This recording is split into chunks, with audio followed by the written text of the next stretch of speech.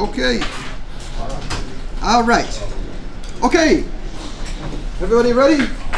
Yeah. I brought my coat today. It's as cold as yesterday. Even though there's clouds out, that still have the freezing cold temperatures. Okay, so today, well, this is what's officially on the schedule. CSS animations. You had a bunch of reading about that. Intermediate JS topics, so JavaScript, so no longer beginner JavaScript topics. You've already been moving into the intermediate, in between, not quite advanced. You'll move into advanced in the next courses, but we're getting right into the middle. That's good. And using local storage to share data between two pages. Okay, that's what is on the schedule, but lots of people said this morning and yesterday they're not feeling comfortable with local storage in one page, let alone two pages. Is that correct? Did I hear people right? Yeah. Is there anybody that just is so comfortable with local storage? Okay. So yeah, so no problem. We'll have a nice review today. Okay, we'll take it slow, talk it through, build it out together, and see what we can do. And great, we have a lab today that we will. I think what I will do for the lab today is we will work through that together as well. I want you to have enough time this evening to not be focused on lab. I want you to spend time going through your quizzes. Go through quiz 6 if you haven't already. Really getting ready for that. And then tomorrow we'll have more exam prep as well. Okay. And then also we were gonna start talking about project and project teams today. I'm going to hold off on that because we have 3 people who are out, at least 3. I think that's Saja and I'm sorry, and Sohad and Ibrahim. Yes. So I want them there for that. So we will discuss projects tomorrow. Okay. Okay. So today is really about review, really getting BusMall finished up, really understanding local storage. And we will sprinkle in a little bit of CSS too, because I know people really love it, and CSS animations are really cool. But we will start with really getting solid on local storage and JSON. Okay? Anything else? Anything questions that you want to ask now from the reading, or anything else you want to make sure that we discuss today? Yes, Ahmed. About reading. Yes. There's a lot of information, but we need time to. Sure. Okay.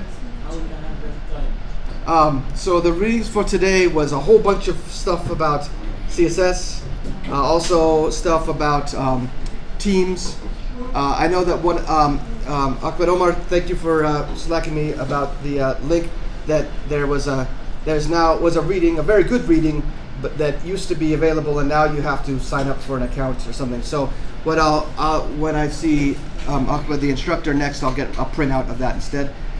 So how can you do that? I'd say just let it over the weekend. Then most of that, the CSS animations are not required for the lab today, so it's just introducing you to those ideas, and also for the team stuff. Whoops. That will be for you want to use that knowledge during your projects, right? So over the weekend, I'm going to try to not have any additional work, so you can just review the readings then. The only thing that will be on this weekend would be catching up on redoing any work, any resubmissions for things that were there. So Rasan and Mahmoud and I will have your assignments graded by then, so that when you go into the weekend, if there are any that you want to spend more time on, you can do that. So no new work, just going back to older work if you choose. Okay. Did that answer your question? Okay, great. Okay, speaking of readings, on this. This is the README up in the course repo. There's a bunch of more readings. So these are for you, not required. These are for you when you're ready, if ever. Just some interesting bits about JavaScript and development in general. Again, not required. This wasn't an assignment. This is just interesting stuff that we found on the internet. Okay, so let's do this. Let's go through building out the local storage. So converting busmall to use local storage. We'll do that all together. In the process, we will talk deeper about any other language pieces that are there that we might want to, things like scope. There was a question about scope yesterday. Things like passing the kinds of variables that can be passed in different ways. So we'll have just a review, not only of local storage and JSON, but also just a review of JavaScript in general as we've learned it so far. Okay, because today is the last lab. So yeah, you good with that? Last lab? Yeah, okay. All right. So let's go. Who would like to share their lab 12? Is it lab 12? The busmall without local storage.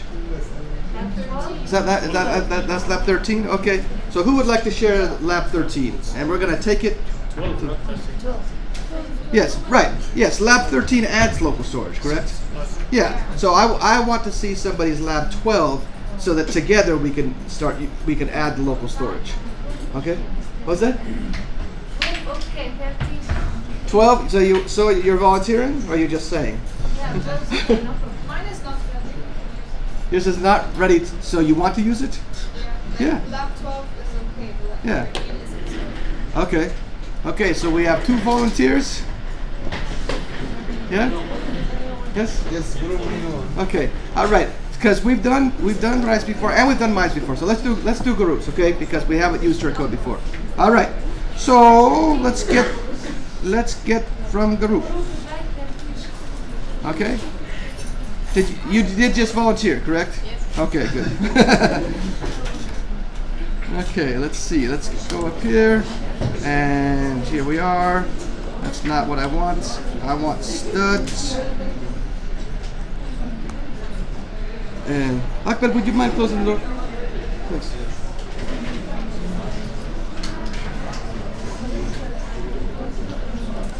Okay, and okay. Let's see. We got busmall right there. No, leave one of them off the face. And let's do a pull. Make sure we got the latest. Okay, let's see what branches we have here. We'll do -A to get the local branches and the remote branches. And okay, so group is chart.js that's the one before local storage. Great, let's start there. Okay. Check out chart.js. One thing that noticed that I like a lot what you did here, group, is you use I like the branch names that you chose. So it would be many people, and it was just fine if you chose to call it lab 12 or lab 13. That's fine, but I liked what you did here because you identified the feature that you were working on. The feature was adding the chart, and so you called that. So when you come back later and you're like, wait, was it 13 or 12 or 11 or whatever? I want to find the one with charts, Now you can go right there. And that is in your careers, working out in the field. That's going to be common. You're not going to say, day 362, right? You're going to say the feature you're working on. So I like that. Okay, and let's do a get pull. I think we're already all pulled, but just in case. Okay, and let's make double at 100% extra sure I'm on the right branch. I am. All right. So let's bring it up. Whoop, whoop, whoop, whoop, whoop, and see what we got. All right, let's start here, I guess, and make sure that everything's big enough. Everybody can see in the back? Jumana, you can see? Okay. All right, let's see what we got. First, let's go live and just see what the state of things is.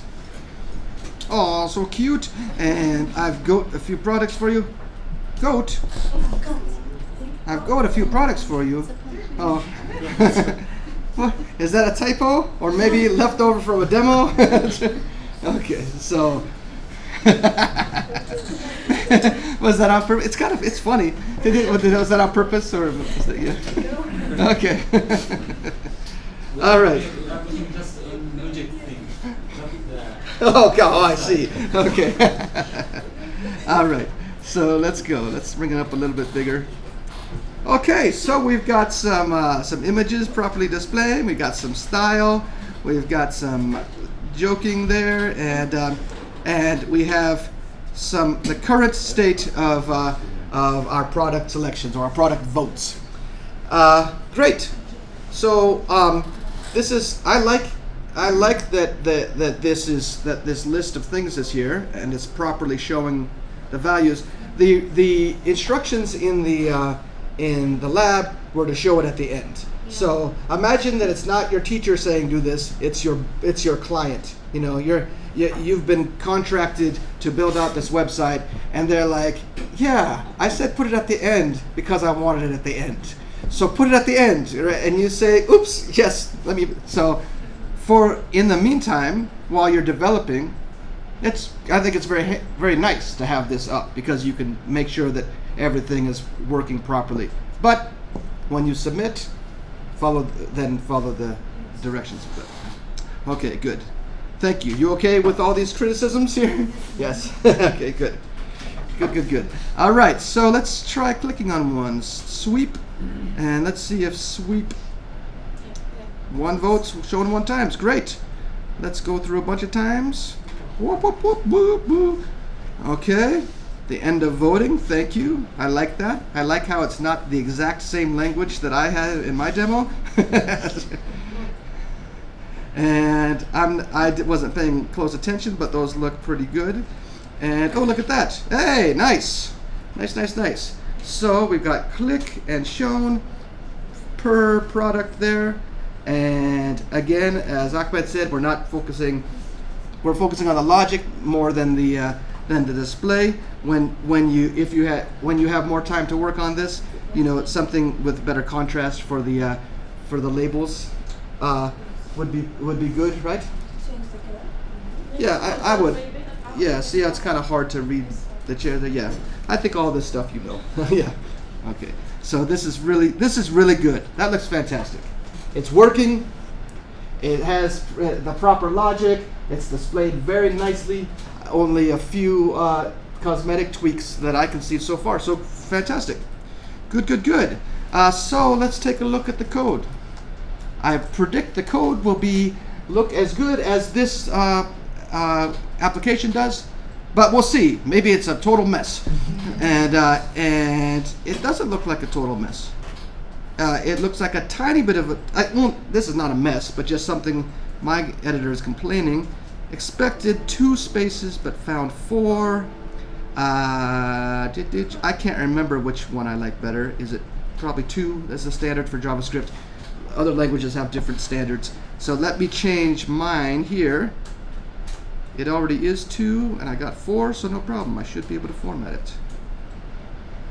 And good. Okay. Now we have very few reds. Let's get rid of all the reds we have, though, real quick. Let's put a semicolon there. It works either way because JavaScript is so casual. And let's see. While. Really? Supposed to have a semicolon after the while? I guess so.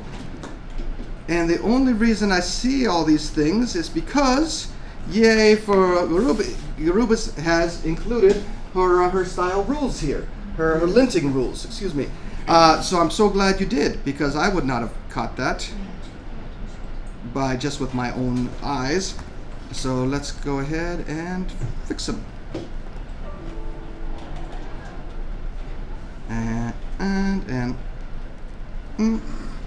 And what else? Great. And then there's one thing that it's complaining about, and this is when the linters start to bother you, because it's saying chart is not defined, and you're like, yes, it is. It's defined in another library. Like, linter, you're supposed to help me. not be a jerk. And the problem is you start ignoring that one because you know that it's an incorrect linter error. But then if you start ignoring that red, you start ignoring the other reds, and it just gets to be super, super annoying. You end up missing errors because the tool that's supposed to catch errors is being a jerk, right? So let's see what we can do about that. Let's see, quick fix. Okay, disable no undef for this line. Disable no undef. Yeah, disable that. Okay, great. Kind of yucky looking, but it works at the moment. And what that is saying is it's letting ESLint know that the thing that ESLint thinks is a problem on the following line is not a problem. But not for the whole file. We'd still want to find things that are undefined in the whole file, but just for the line below. So there are ways that you can go into your settings and tweak it, but for now, this is plenty. And the good news is we have no more red. All we have is this little yellow thing. Let's see what that is. Trailing space is not allowed, so that's a warning. All right, fine. Jeez. Okay. That's it. Okay. All right, good. So let's check out this code.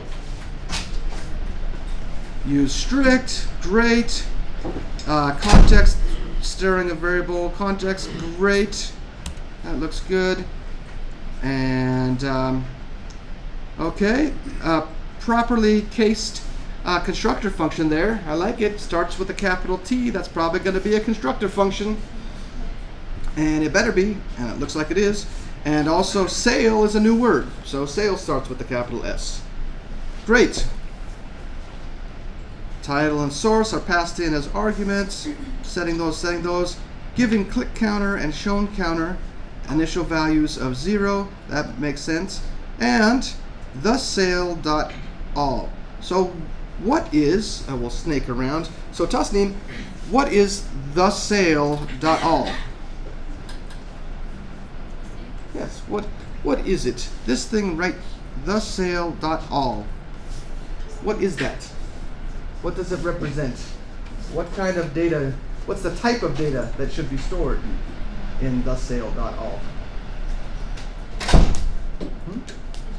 Array, that's right. It's an array. Fantastic. So the sale.all. So later on, if you want to access the sale.all, do you say all? No. Right, you do not. You say the sale.all. This is not a global variable. This is a property of the constructor. And that's unusual that JavaScript allows that, but it does, and many people do that. And it's nice. One of the nice things about it is that you don't have a whole bunch of global variables flying around. You have just a few. One of them is the sale constructor. And so it's kind of a way of keeping things tidy. If you want to know where the stuff, all the variables that are related to the sale, it's going to be connected, explicitly connected to the sale in some way. So great. So, Jimmy, Yes. so we can call this all as a property locally between all objects made from this constructor function. Yes, because if I'm understanding your question correctly, the sale constructor is global, right? It's being defined up here outside of any other function.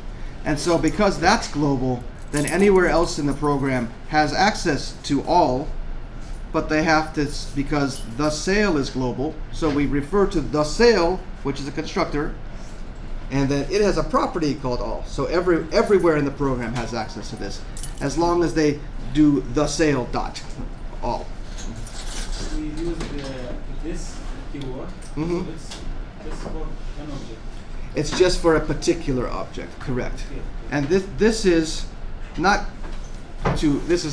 meant to be for a particular object. It's meant to be for all projects or products, or the sort of like the idea or the sort of category of them.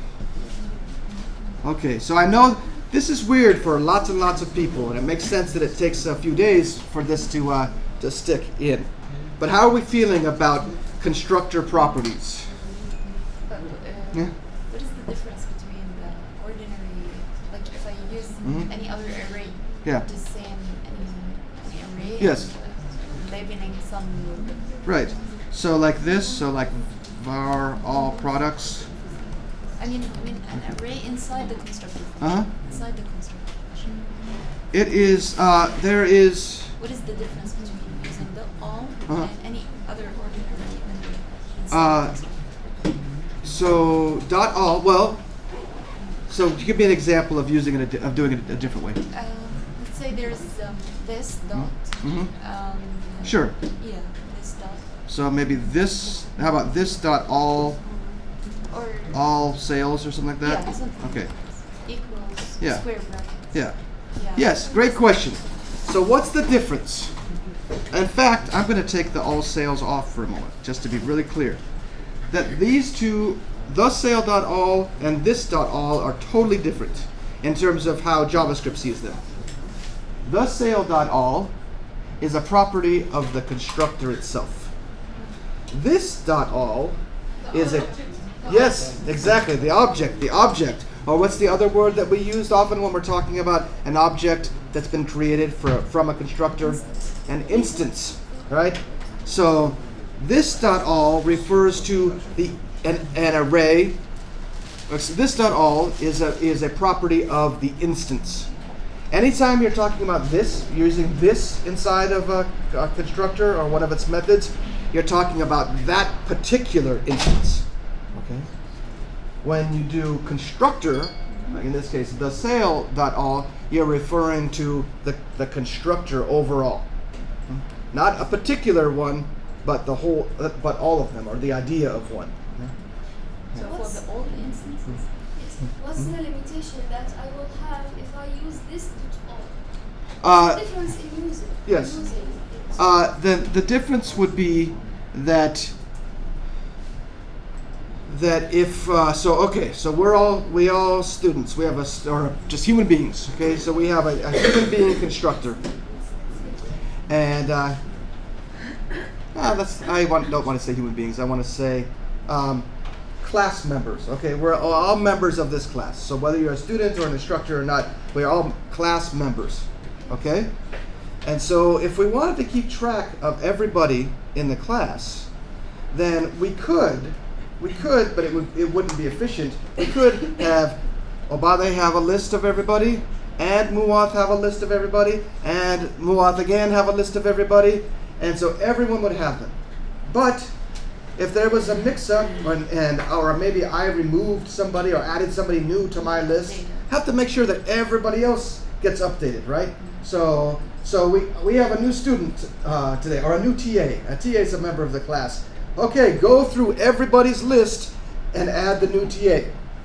And if you don't, well, then the lists are going to be different, right? It would be very bad if we said, Ramsey, how many students or how many members of the class are there?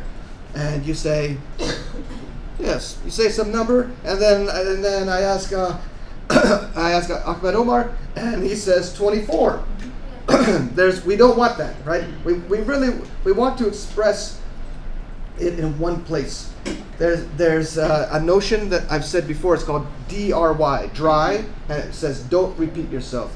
So if we have everybody have a list that is only meant to be all the exact same list, then instead of giving it to every instance, store it. We still want to store it in a way that shows that it's connected to the constructor, but not be for each individual one. And so the common way of doing that is to, yes, make it a property of the constructor itself. So then we have one list, and then if somebody says I have to go, I just got a job at Google, and so I'm gonna drop out of the course. Great, then we only remove that student in one place, and everybody's still This can shared. apply this cancel dot all and the sale dot all. I'm sorry? And Yes. you can change all the Yes. lists by the sale dot all. Yes, that's right. That's right. So you want properties that are unique per instance, for each instance. Those should be on this. If there's something that's shared by all the instances, then it should be on the constructor. The property should be on the constructor. If we Yes, have Mike. change in title, source, or click, if we do reserve.all and push to it, it will change.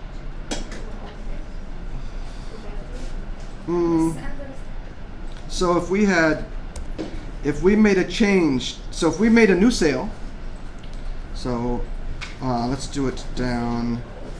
Here's fine. Okay. No, we need to do it down here.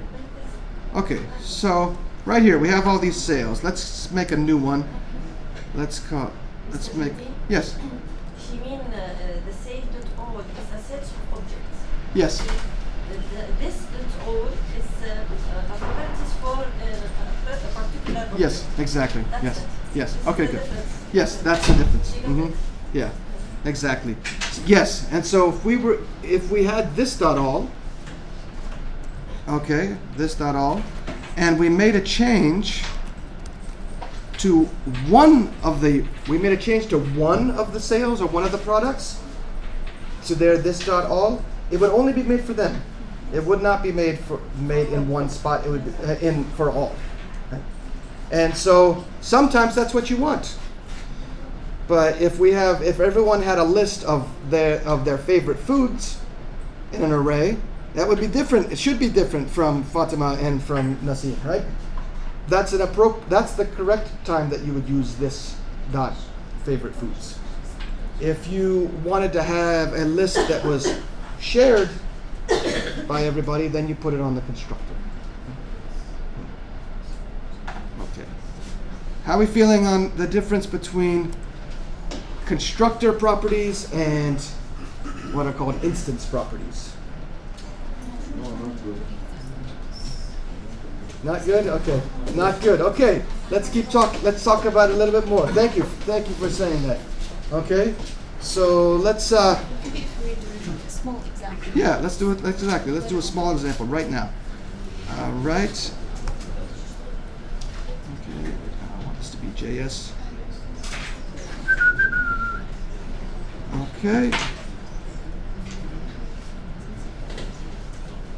Let's call it I don't know, constructor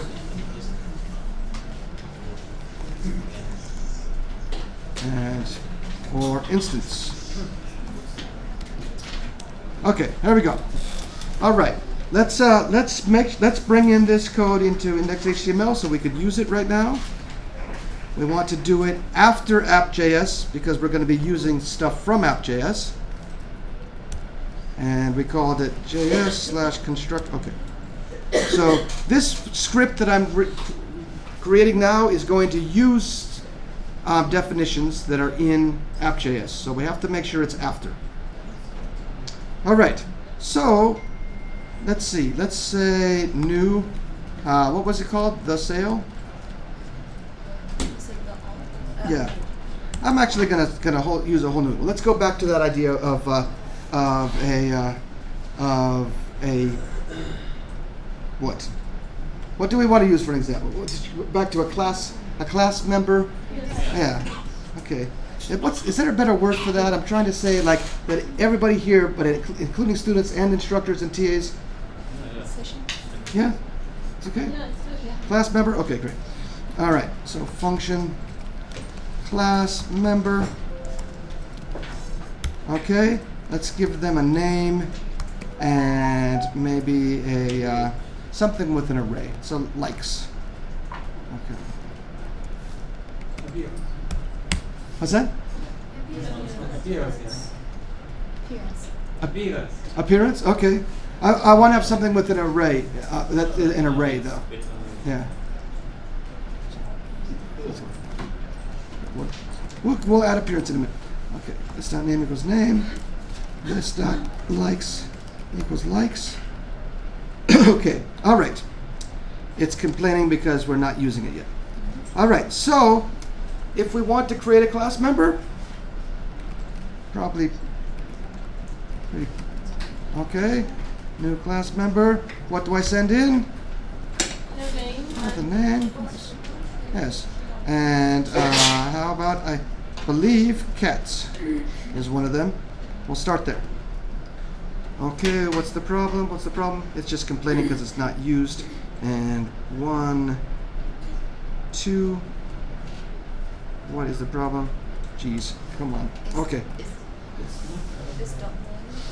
What's that? Okay. So let's log out. Fatima. Okay. Oops. Okay. And let's see what that looks like. Okay, right there. Okay. So this is normal using a constructor function, using the new word to create a new class member, and pass in arguments to it, and it takes those arguments, the values of those arguments, and assigns them to properties on there. These names don't have to be the same. The argument names can be different from the property names, but oftentimes they are the same. Okay? This dot name is different from the name parameter there. So if you want to, just to prove it, do the name and the likes, and that's fine, but we have to change something to make that code work. What must we change? What's that? The assignment value. Yeah. Okay. Okay, so what line? The line 4 and 5. Okay, what should I do on line 4? The name. Here? Equal. The name, like that? No? Okay. All right. Okay, that's right. That's exactly right. I'll stop teasing. Okay. Okay. Let's see if it still works. It does. Okay. All right. Now, let's say we wanted, to keep track of every class member that we have. At the moment, Fatima is the very first one. Let's make another one, and we'll say for Ahmed Omar and class member. And what do you like? What's something you like? Cars? Okay. What's PUBG? Okay, we'll put it in there. Huh? It's a game that mobile phone game. Oh, it's called PUBG? Yeah. Yeah? Okay, all right. Sounds good. All right. And LV.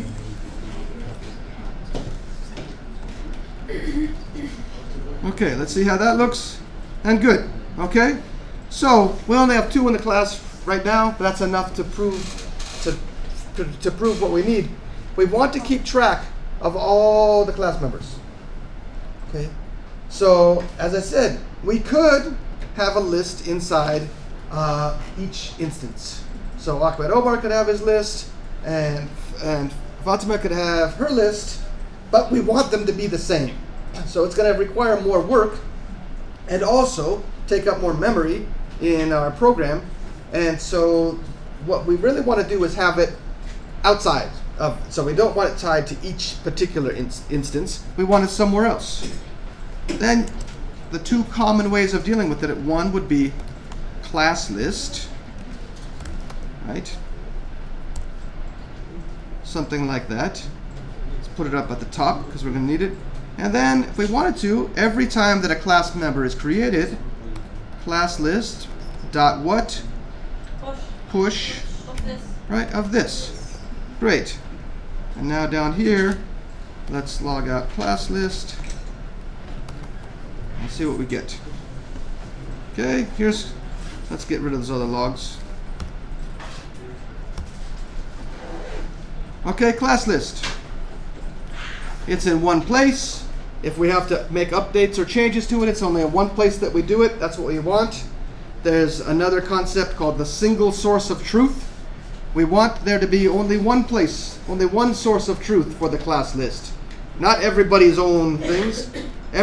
Everybody should not have differences on this. We should have an agreement that there's only one One location, one source of truth for the list of the class. So great. There it is, as a global variable. We named it class list. That sounds like it's connected definitely to the idea of being a class member. Maybe we even call it class members to make it even more clear how closely this is related. That this is really, really meant to represent the collection of instances of class member. And that gets better, and that's okay in lots of ways. But if we had a whole bunch of stuff going on in this program, it gets hard to keep track of all the different pieces, how they're connected, right? So the best way to do it, to organize things, is, you have a cabinet over here for all your cups and a cabinet over here for all your plates and all that, is to try to have your code be very clear about what things are connected to other things. And so a very common way of doing this is to attach this array. Instead of calling it class members, we could do class member and then call it whatever you want, but all is a common one, equals, that. Okay? Let's move that up above. I like to do all of my constructor properties right below to make it clear. Okay? Now there's only one global variable, class member constructor. Everything else is very explicitly connected to class member. So this can stay the same, this can stay the same, this cannot stay the same. This needs to be what? Class member dot all. Okay, great. And this can't stay the same. This needs to be what? Member dot all. Okay, let's see if it works. It does. There we go. So the same thing, except for that instead of using an additional global variable that is connected to class members, the only way we see that connection is because we chose a name that was clear enough to show the connection. Here it's easy because this application is so small, right? If you had 20 things going on in here, 20 constructors, things all over the place, then it starts to get hard to keep track of things, right? So this one keeps it very clear. All of the class member stuff is connected to the class member in some way, either for each instance of a class member, which is defined in the constructor function, or attached as a property to the constructor itself. Everything is contained. You've got all your class stuff, class member stuff, excuse me. If you had to copy this code somewhere else, you wouldn't have to look. You'd just find all the class member stuff, take it somewhere else into another script. You don't have to make sure you got that global variable also, and that global variable, and that global variable, right? Okay. What will we get for if we pushed this, or excuse me, here we're logging out class list member all. What if we logged out this?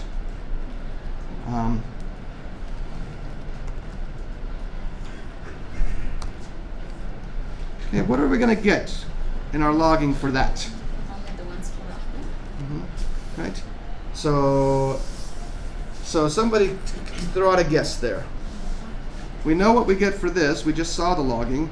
How about for this? It's going to log out the string Ahmed Omar and .all colon and then something. What's that something going to be that logs out in the browser? Properties of the object. What's that? The properties of the object Ahmed Omar. Okay. So it will log out name and likes. Okay. All right. So great. Any other guesses? Yes, Ahmed. I think the what Ahmed Omar likes is the cars and the Right. So what about for Ahmed Omar .all? What do you think this will log out as? That's what I see. Yeah. Print the Okay, array of what Ahmed Omar likes. Okay, I got you. And 40. Okay, I see. So you're saying similar? Sounds like similar. Is that the same? The same guess or different? It says occurrences. Lights and any. Okay. I think there's no array mean called Okay. All right. Okay. Just a sec. We'll see. Oh, okay. This one. We'll Time out. okay. Well, okay. Time out. We'll find out in just a second. Yeah. Yeah. Okay. One more time. Okay. So. I think there's no array called or. Okay. So what will be logged? There's no. Okay. So you don't know? Okay. You don't know yet. Okay, great. So we have a few things. Abadi said he's not sure, but there is no all for property all for Ahmed Omar. And then there were two similar. Okay, I understand, not exact perhaps, but similar ones. Let's find out. Ahmed Omar, undefined. Undefined. I'm so glad we had this discussion. So I could see how if you think that all would maybe be the likes or all the properties or whatever, but that's only because we're human beings. And we think, all, maybe it will be all the values that are in there, right? Computers don't think like us. They say what the computer's thinking is, I'm finding the property of Ahmed Omar. Ahmed Omar is an instance of a class member. And I say, find the property, or the sometimes called the key, in this case, find the key all on this current instance of a class member, and then give me its value. And so JavaScript says, sure. Hey, Ahmed Omar, give me the value for your all property. And Ahmed Omar says, here you go. It's undefined. I don't have that key. I wish that Ahmed Omar would say, what are you talking about? I don't have that. Instead, he just says undefined. Yeah. I wish that JavaScript would do that. Would throw an error. Yes. About the hour. I'm at about the top of the hour. Oh, okay. Yeah. Cool. Yeah. Okay, so that's how JavaScript works. It's weird. So in real life, if I said, Saja, what is the value of your clorg property? Clorg. Yes, I want to do saja.clorg. Hey, Saja doesn't know. I don't know either. What is a clorg, right? That's how JavaScript is thinking about it. I don't have a clorg. Undefined, right? That's how JavaScript does it.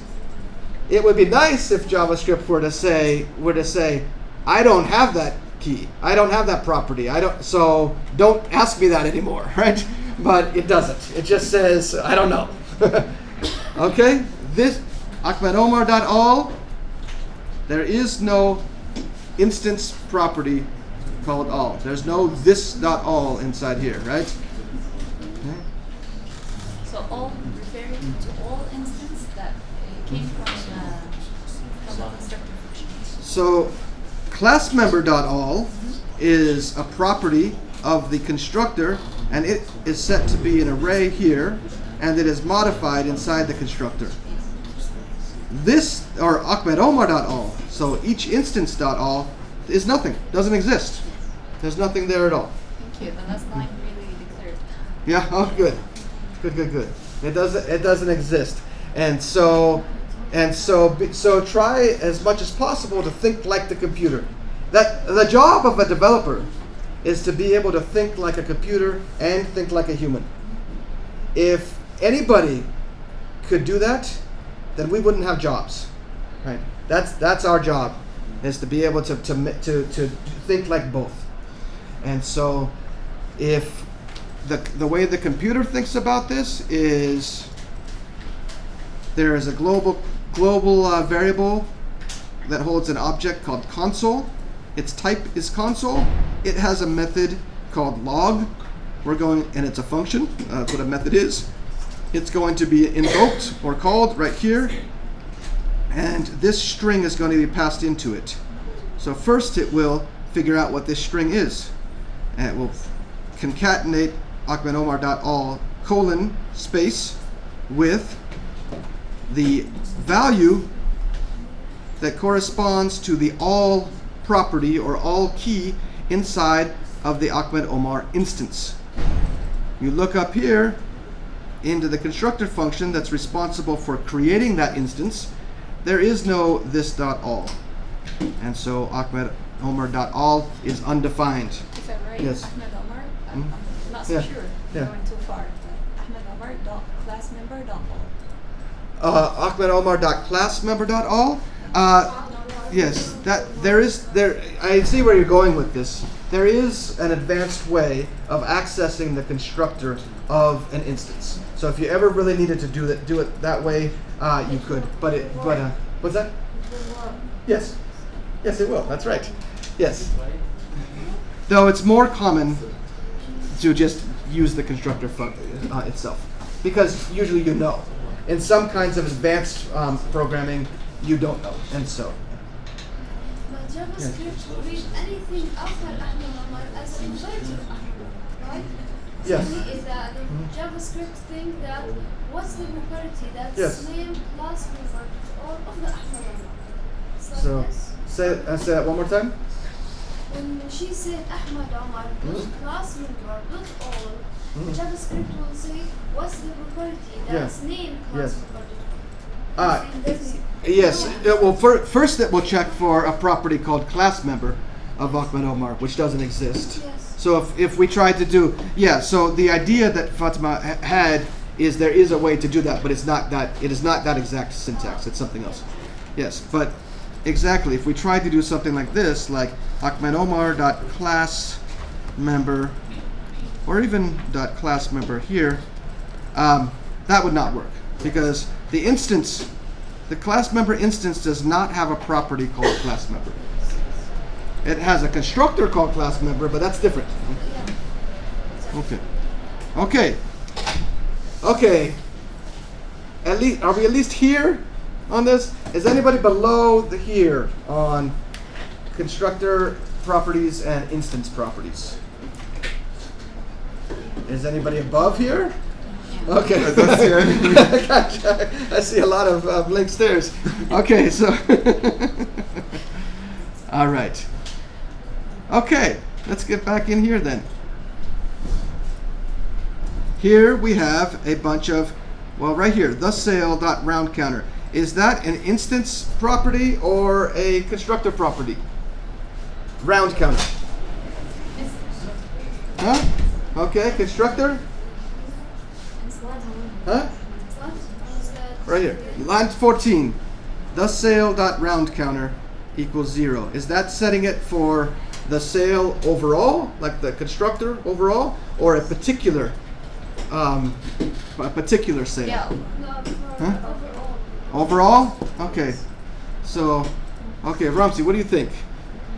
Round counter, is that connected to every particular sale? I mean, does one particular sale have a round counter that's different from another sale's round counter? Or is this a round counter that's for all of them? All of them, that's right.